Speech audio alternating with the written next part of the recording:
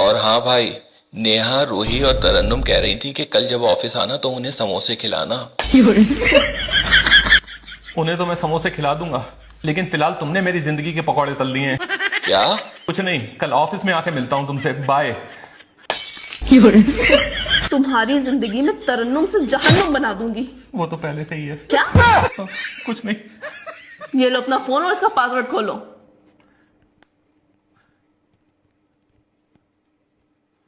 अब नेहा, रूही और नेहा, रूही, तरन्नुम, यहाँ तक कि तबस्सुम को भी मैंने तुम्हारे कहने से पहले ही ब्लॉक कर दिया है।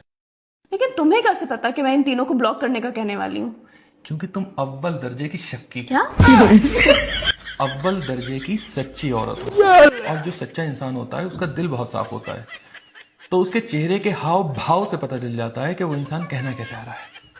लेकिन मैंने तबस्सुम को तो ब्लॉक करने को नहीं कहा था, उसको क्यों किया?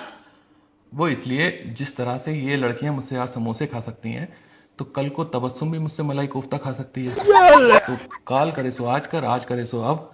पल में प्रलय हो गई तो पिट जाऊंगा तब। अच्छा, तुम्हें ये तो नहीं लगता कि मैं तुम्हारे ऊपर शक करती हूँ?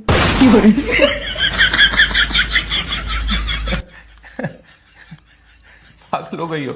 ये बात तो मैं अपनी खुली आंखों से भी नहीं सोच सकता। और वैसे भी लड़कियां कभी अपने हस्बैंड पर शक कर ही नहीं सकती हैं। लड़कियां तो उन पर शक करती हैं जो उनके हस्बैंड पर डोरे डालती हैं।